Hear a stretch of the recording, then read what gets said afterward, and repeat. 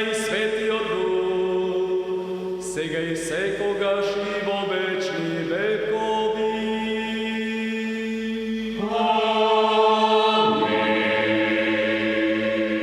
О мир да се помолиме на Господа. Господи За мир от небото и за спасение на нашите души. Да се помолиме на Господа. Господи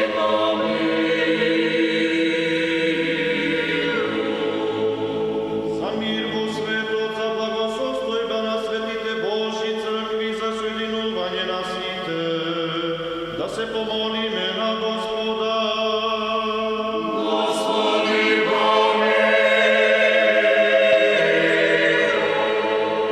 Слово и свет.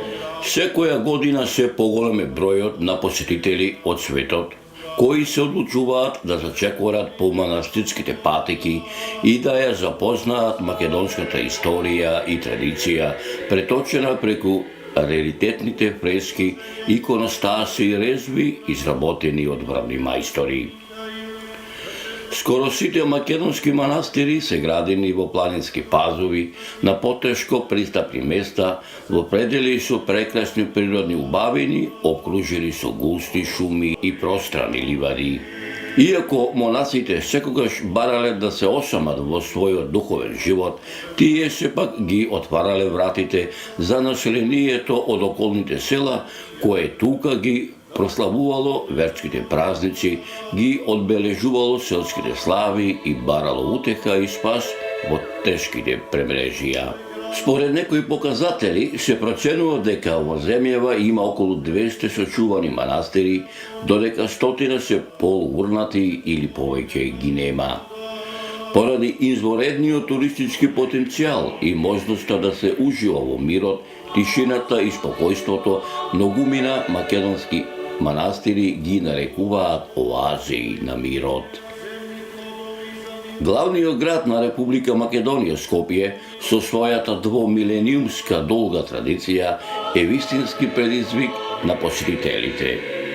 Во градот и неговата околина постојат изобилство културно-историски знаменитости кои вреди да се посетат, а еден од многуте културно-историски споменици во Скопје и неговата околина, кој се распостила во северозападниот дел на Скопската котлина, поточно речено на југозападните падини на планината Водно, во селото Горно Нерези, едно од трите села со исто име, кое се уште му одолева на урбаното градско живење, задржувајќи ја се уште така да речам селската идила, каде што од утро до навечер раскошно блескоти пред зраците на скопското сонце, обкружен со дабова шума, одвоен од градот, нудејќи и мир и спокојство на посетителите, манастирскиот комплекс Свети Пантелеймон.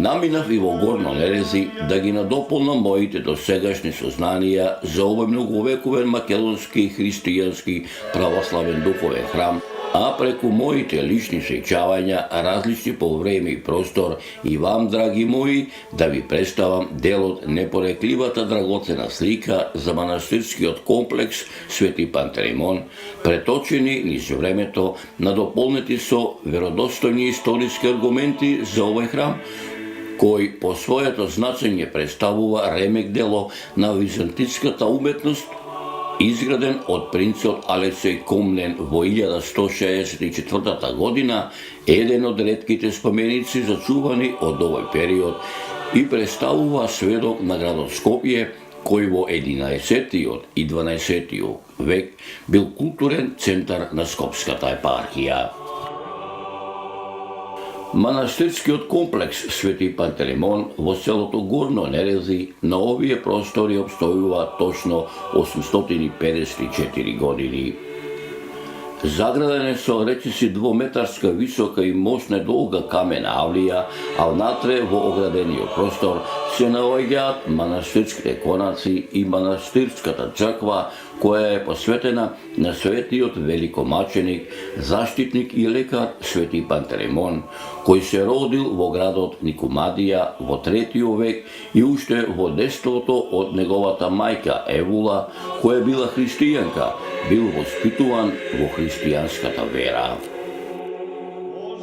Набргу по упокојувањето на неговата мајка, поради тоа што неговиот татко Евстори верувал во повеќе богови, Свети Пантелеймон подолго време го посетувал и идолскиот храм и идолското паганско училиште, каде што таму се запознал со Еромолај, кој бил стар христијански свештеник и живеел со уште 2 христијански свештеници, Свети Еремипиј и Свети Ермократ, и биле единствените преживеани од масакарот на 20.000 христијани во 303 година, каде што подосна од него не само што ја примил христијанската вера, туку и ќе го просвети во светлината на вистинската христијанска вера. Набргу по примањето на Христовата вера започнал да прави чуда. Еден ден кога Свети Пантелеймон, кога се враќал од кај учителот, видел мртво дете на патот, каснато змија, врз чие тело лежела истата.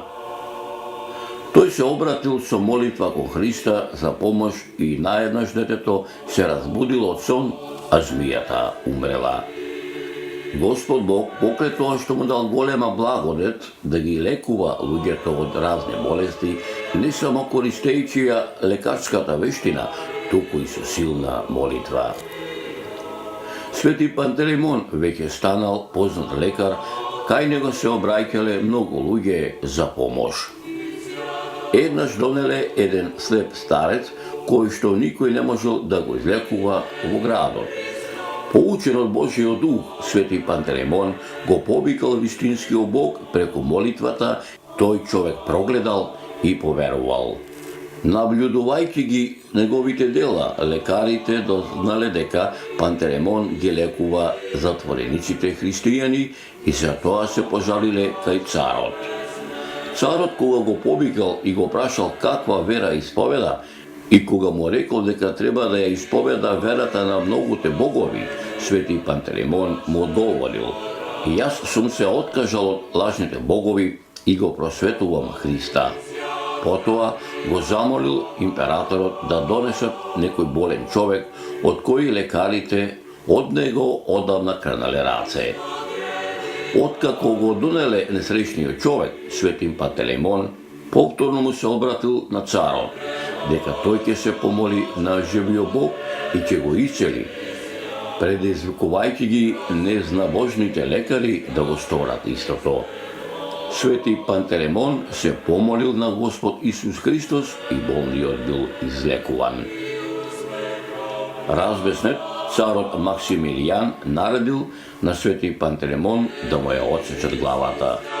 Војниците, сакајќи да му ја пресекат главата, додека се молел, останатите се в чудо не виделе кога нивните мечеви се стопиле на неговиот врат. Откако завршил со молитвата, се чул глас од озгора како го повикува. Војниците биле преплашени, но Пантелеймон ги повикал да го извршат тоа што им било наредено. Потоа неговото тело било фрлено во оган, но не изгорело. Христијаните го извадиле од огнот и го погребале неговото тело. Тоа се случило во 305 година, а дел од неговите мошти може да се најдат во неколку манастири и цркви во Романија, а дел од нив почиваат и во рускиот манастир на Света Гора.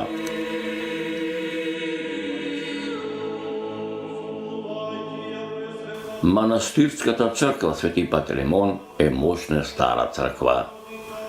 Според своите димензии можеме да ја ставиме во помалите цркви од типот пишан крст во правоаголен простор, односно композиција со слободен крст.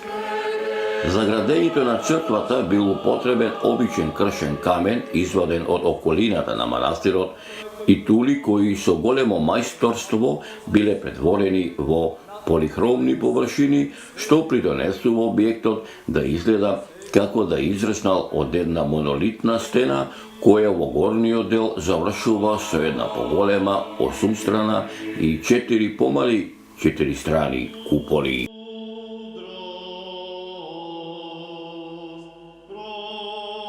Црквата е осветена и пуштена во употреба во 1164 година, а ктитор бил византискиот принц Алексеј Ангел, син на Константин и Теодора, роден во Цариград, кој и имал големи познавања од историјата, математиката, науката и философијата, византиски император кој владеел од 1081 до 1118 година и основач на династијата Комнени. Алексеј I успеал да го запре опаѓањето на византиската моќ и го започнал военото, финансиското и територијалното обновување на империјата, каде што за време на неговото владење со Византија направил голема промена во црковната хиерархија, односно започнал надавање манастири и манастирски имоти на управување на световните лица. Овој обичај, кој особено взел замав во 11 век, правобитно имал за цел економско подигнување на осиромашените манастири, кој систем на харистикијата се одржувал и наоѓал бранители дури и меѓу највисоките представници на клерот, бидејќи одговарал на економските потреби на манастирите, стеснети од забраната за оттуѓување на црковните поседи. Волјата на царот и неговата иницијатива го зголемувало огорчувањето кое што против тој систем постоело во известни црковни кругови. Дека црквата била изградена во 1164 година сведочи написот на мермерниот надвратник помеѓу нартексот и наосот на црквата, на кој што пишува: се разубави овој храм на светиот и славен великомаченик Пантелеймон со средства на господин Алексеј Комнен, син на перворедната господја Теодора во месец септември, индикт 13 година, при игуменството на Јонаки и монах. Се до средината на 14 век манастирот бил целосно зачуван и според сочуваните податоци поседувал богата манастирска ризница. Од тогаш во аналите за манастирот се случуваат многу кобни судбини, како што се земјотреси, пожари, грабежи, разорнувања, во кои неповратно исчезнало неговото богатство.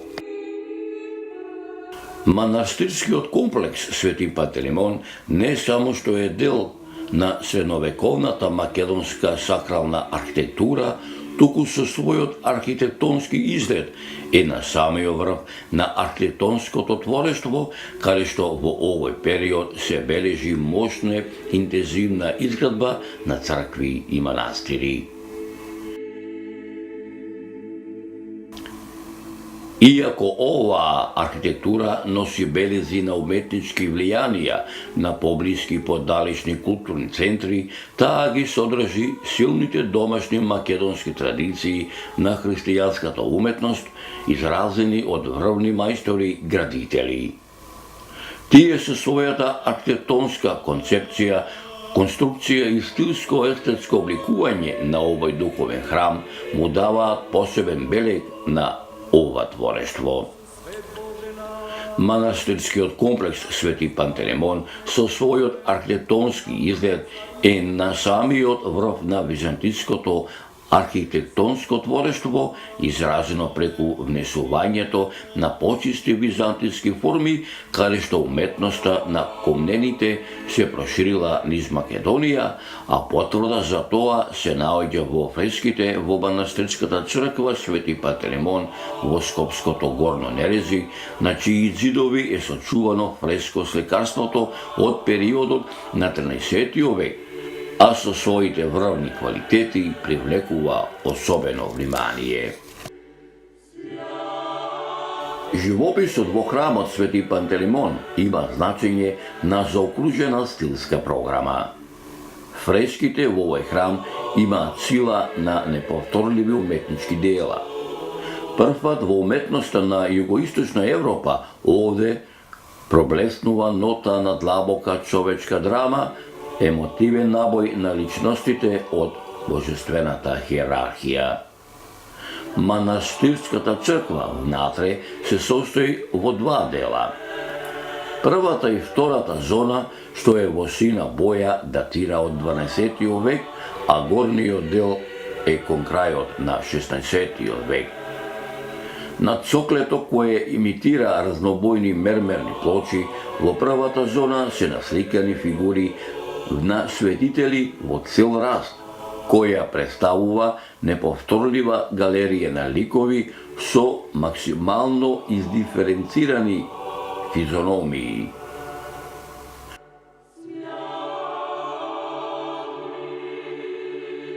Во просторот на олтарот, по столбовите и на џидовите на црквата се насликани до појасни представи на светители во медалиони, меѓу кои со својот прекрасен колорит и ненадмитлива експресивност посебно се истакнуваат ликовите на светите Врачи, Кузман и Дамјан.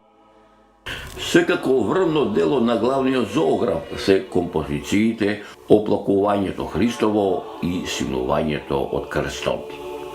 Првата композиција е позната тема која се сретнува речиси во сите цркви насликани пред и после живопишувањето на црквата. Но оваа композиција се разликува од останатите затоа што во прв ред е нагласено истакнување на внатрешните чувства на прикажаните личности. Света Богородица е насликана како мајка која плаче над својот мртов син. Незиното лице покажува израз на длабока болка, а погледот и е перен кон лицето на мртвиот син, кого пак го држи во драматична преградка. Со оваа композиција се докажува дека нерешките мајстори создале галерија на врвни достигнувања во Македонија во времето на комнените, од времето кога комнените пристигнале до нас. Тие оваа фреска ја изедначуваат со прочуеното дело на познатиот италијански сликар Џото, која била создадена 140 години подоцна во капелата Дела Скровени во Падова, но велат дека непознатиот мајстор од манастирот во Нерези бил многу повешт од него. Во источниот дел на црквата, на челната страна, во посебни копанически обработени штукатурни рамки, украсени со орнамент од преплетна лозница со широки листови и стилизирани пауни, е насликан од едната страна патронот на црквата Свети Пантелеймон, а од другата Света Богородица со малиот Христос во раце. Свети Пантелеймон е представен како висок, нежен и благодарен младич кој во десната рака држи скалпел, а во левата кутија со лекови. Овие фигури со своите штукатурни рамки сочинуваат една целина со камениот иконостас, кои до денес останале архитривната греда, еден стол со капител и делот парапетната плоча. Живописот во Нерешката црква е дело на повеќе раце, пред се на раце на двајца главни мајстори. Тие се разликуваат помеѓу себе не толку според цртежот, колку според колоритот. Се претпоставува дека живописот го работеле неколкумина мајстори, 4 или 5 и дека главниот мајстор е од Цариград. Неговата рака го извела живописот на најодговорните и најосветлените делови во црквата, а на тој дел му припаѓаат и најзначајните досега сочувани композиции Сретение Преображение, Лазарево Воскресение, Раѓање на Пресвета Богородица, Воведение на Пресвета Богородица во храмот, Влегување во Ерусалим, Симнување од крстот и Оплакувањето Христово. Вториот зоограф, кој бил воедно и најблизок помошник на главниот мајстор, се претпоставува дека ја изработил композицијата на Евхаристијата, односно причестувањето на апостолите и некои од ликовите на светите воини. На овие двајца главни мајстори им помагале и двајца или тројца ученици, чии раце може да се распознаат во живописот изведен во нартексот и страничните простории. Врвно дело на главниот зоограф се композициите Оплакувањето Христово и Сигнувањето од крстот. Од времето на градењето на манастирската црква во 1164 година до 1555 година, кога во овој крај се случил еден од посилните земјотреси, манастирот бил целосно сочуван. Какви биле и колку настрадале старите манастирски конаци, не е познато, но за манастирската црква со сигурност се знае дека ја загубила централната купола во која што може да се претпостави бил насликан Исус Христос, Содржателот, со фигурите на пророците фланкирани од страните на 8 прозорци. Биле оштетени и некои од сводовите во кои биле насликани композиции што ги илустрираат големите празници. Работејќи врз новиот живопис, зоографите настојувале да го сочуваат секој квадратен сантиметар од стариот живопис. Овие настојувања посебно ги илустрирала композицијата Причестувањето на апостолите, насликана во просторот на апсидата, каде што под некои од новонасликаните светители се распознаваат и делови од телата на светителите што биле насликани во рамките на стариот живопис, но за жал и овој пат имињата на градителите и зоографите на вообновената манастирска црква не се познати. Уште се молиме за сите што придонесуваат и добро прават во овој. При вториот земјотрес кој што го погодил овој манастирски комплекс во катастрофалниот земјотрес од 1963 година настанати се поголеми оштетувања. Штети настанале во фреско живописот, а иконостасот кој бил од мермер и дрво бил целосно уништен. Во 1926 година од страна на познатиот историчар на византиската уметност Никола Окулјев повторно е откриен поголемиот дел од стариот живопис. Откритието во манастирот во Нерези, кое го направи Никола Окулјев, професор на Универзитетот во Прага, внесува нова светлост во средновековната уметност не само во Македонија, туку и во Европа. Професорот Окуњев за време на неговото 6-годишно истражување на фреско живописот на манастирот во селото Горна Нерези доаѓа до мощни важни откритија во врска со откриениот стар фрескопис, кој стар фрескопис несомнено спаѓа во најдобрите дела создадени во Македонија, по Света Софија во Охрид, а пред Курбиново, но исто така и за уметноста на територијата на Македонија и нејзиното влијание во Европа. Во своите белешки за време на 6-годишната истражувачка дејност во манастирскиот комплекс Свети Пантелеймон, во своите научни белешки го забележал следново. Веќе 3 години се обидував да најдам под новиот живопис стари фрески. Уште тогаш утврдив дека под зидовите има стар живопис.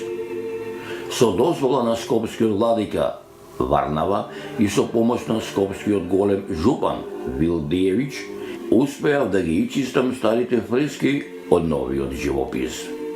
Откриените фрески потполно се сочувани, тие се наоѓаа во најдобра состојба, иако на места се оштетени и недостасуваат одредени фрагменти. Фреските од 12 век се сочувани по сите ѕидови на средниот дел на црквата. Овој понов живопис е работен околу 15 и 16 век. За сега го открив само стариот живопис. Најдов 8 големи композиции од евангелиската историја, а во долниот ред 21 засебна фигура на светци. Ги открив овие делови од стариот фреско живопис, како што се Средба, Преображение, Лазаревото воскресение, раѓањето на Пресвета Богородица, воведувањето во храмот, влезот во Ерусалим, симнувањето од крстот и погребувањето Христово. Освен тоа, треба да се одбележи прекрасното изработената огромна фигура на Свети Пантелеймон, која се наоѓа десно од иконостасот под еден убав релеф. Изразитиот цртеж со јасна и чиста боја, изводена хармонична композиција, ретки технички вештини ја ставаат ова фреска на едно од првите места од се што се случувало на Балканскиот полуостров. Со откривањето на неретските фрески уште повеќе се зголемува бројот на сочуваните споменици во Македонија. Ниту една земја на светот нема толку многубројни стари цркви со толку убави фрески колку што ги има кај нас. Овој обилен материјал скоро целиот е проучен. Тој создава можност за слободна работа на бројни научници. За жал, досега во оваа област многу малку е направено.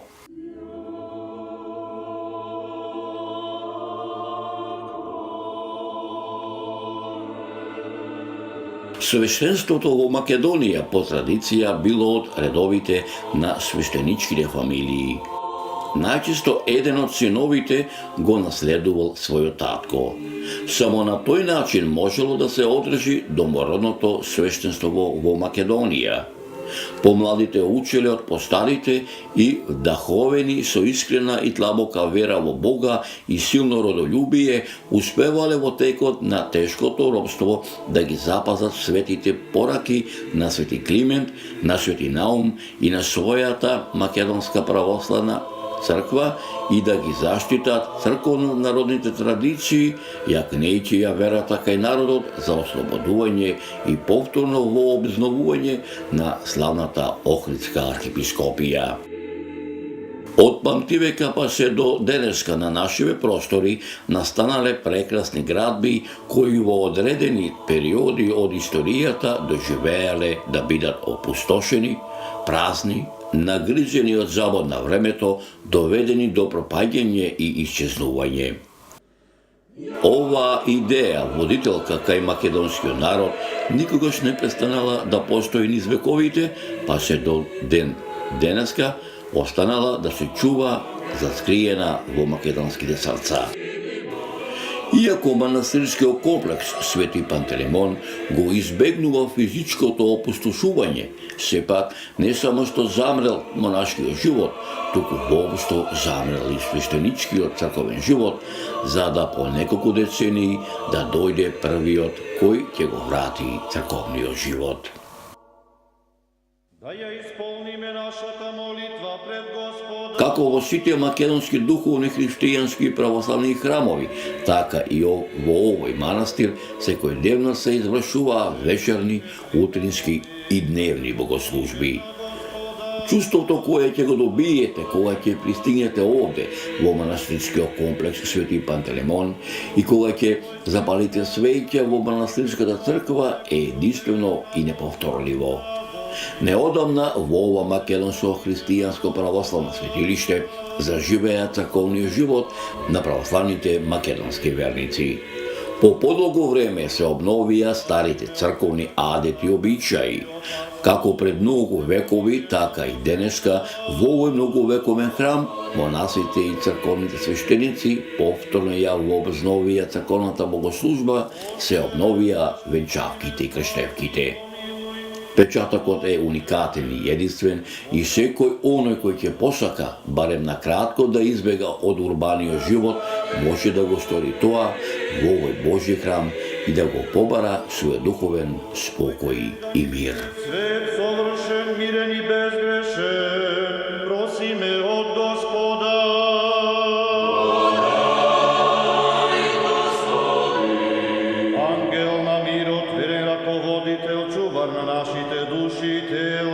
prosíme ho